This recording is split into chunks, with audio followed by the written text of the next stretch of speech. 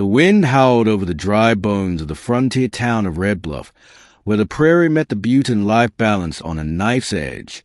It was 1876, and the land was as restless as a people trying to tame it. On the edge of town, nestled beneath a slanting pine tree, was a small cabin belonging to a woman who rarely came into town unless it was for coffee, flour, or bullets. Claire Maddox had survived the war, a bad marriage, and the death of her only child. She had come west with nothing but her rifle, her horse, and scars so deep even she stopped noticing them. At 32, she was called Miss Maddox by some, the widow by others, and untouchable by all. But that morning, just as the sun touched the golden grass and turned the valley to flame, Claire found a man dying in her corral. He wasn't just any man. He was a Lakota warrior, broad-chested and stone-faced, with an arrow buried deep in his back, blood dripping onto the dusty ground. His horse was gone. His eyes were closed, his lips parched. Claire dropped a bucket of water and ran to him, her rifle slung across her shoulder, heart pounding. She should have left him. That's what the townsfolk would have said. A Lakota this far west meant war, trouble, death. But Claire knew pain when she saw it, and she had never left anything or anyone to die alone. Chapter 2. A fire between them. It took her 2 hours to remove the arrow and stop the bleeding, another 2 to get him breathing easier. She spoke to him, though he didn't answer, cleaning his wounds, pressing cool claws to his brow, whispering things she hadn't told another soul in years. He woke that night, just a flicker in the candlelight, his dark eyes watching her. She reached for the rifle, heart thudding, but he didn't move, didn't speak. "I don't want trouble," she said. Still nothing. The days passed slowly. He wouldn't tell her his name, though his Lakota features, braided black hair, sharp cheekbones, and the painted symbols on his belt spoke of the northern tribes. Every night, she wondered if she should ride into town and tell the sheriff. But she didn't. Something in her recognized something in him. By the 5th night, he finally spoke. "You shouldn't have helped me." Claire paused with a stew spoon in her hand. "You are dying. Now I bring war to your door." Chapter 3. Ghosts and Gunsmoke. They came 4 days later. Riders in paint and feathers, their horses loud in the stillness of the valley. Claire saw them crest a ridge near dawn. 7 Lakota warriors led by a fierce-looking woman with a bear-claw necklace. Claire turned to the man she now knew as Tahu, meaning the edge of night. "They found you." "They are not here for me," he said. "They are here for you." She blinked. "What?" "They saw what you did. They see your home as sacred now. But that makes it dangerous.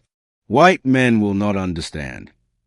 She stepped out onto the porch, rifle in hand, but held barrel down.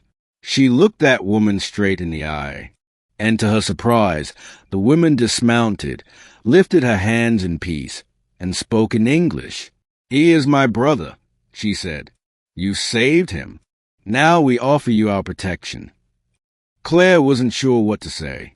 She'd never been protected, not once in her life, but something shifted that morning. War didn't come in the form of arrows or raids.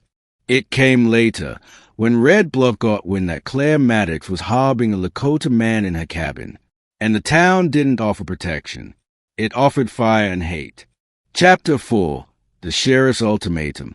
It began with whispers in the saloon, spit on the porch, and then a rock through her cabin window one night while she was tending Tahu's healing back.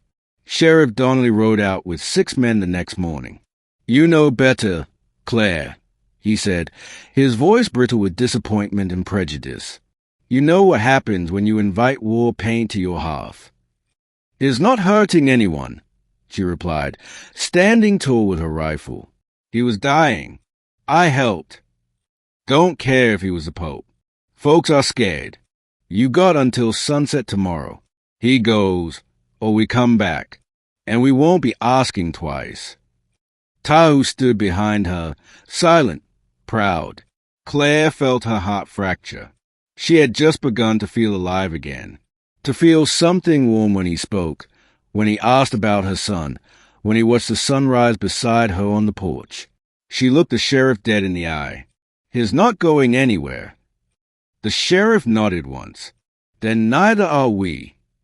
Chapter 5. A Night of Truth.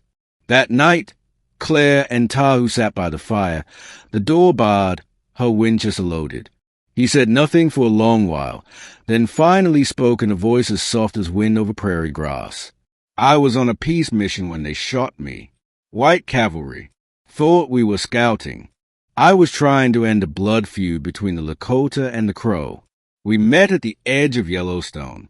Arrows flew when they saw my face. And they left you to die." "Yes." Claire swallowed the lump in her throat. "They did the same to me," she whispered. "Not with arrows, but with words, with silence. I lost a baby to fever, and my husband drank himself into a tree. Folks just told me to move on, start over, like the ache could be buried." Tahu reached for her hand. "You did not bury it. You built around it."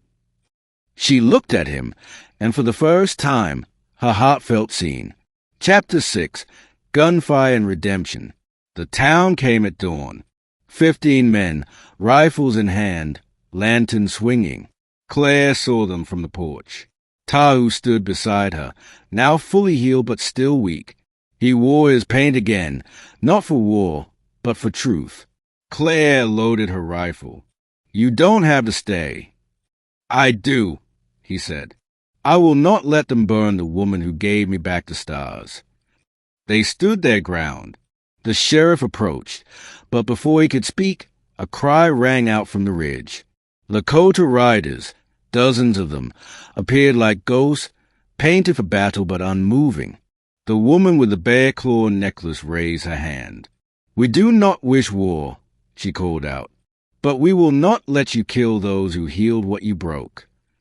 Donnelly hesitated. His men did too. Guns twitched in their hands. Claire stepped forward. "You want to shoot me for doing the right thing? Then shoot. But every last one of you knows I would have done the same for your own. You'll not walk away clean." The silence hung for a long minute. Then, one by one, the men lowered their guns. Donnelly spat in the dirt and turned his horse. "Red Bluff got no room for half-breeds and traitors," he muttered. But he left, and this time, so did the war. Chapter 7. The Hot Nose. The Lakota left that evening, fading into the hills. Tahu did not. He stayed, built a barn with his hands, planted sunflowers where blood once fell, learned to work wood, learned to smile more, and in time he learned to love again. So did she. One spring morning, 2 years later, they stood on the ridge holding hands, watching the sun rise over Red Bluff. Claire was no longer a widow or an outcast. She was something new, a woman who had faced fire and did not burn, a woman who found love not in comfort, but in courage. Tahu turned to her. "I was dying when I came here, but you, Claire Maddox, you gave me breath again." She smiled, kissed the scar on his shoulder where the arrow once lived. "And you," she whispered, "gave me back my heart."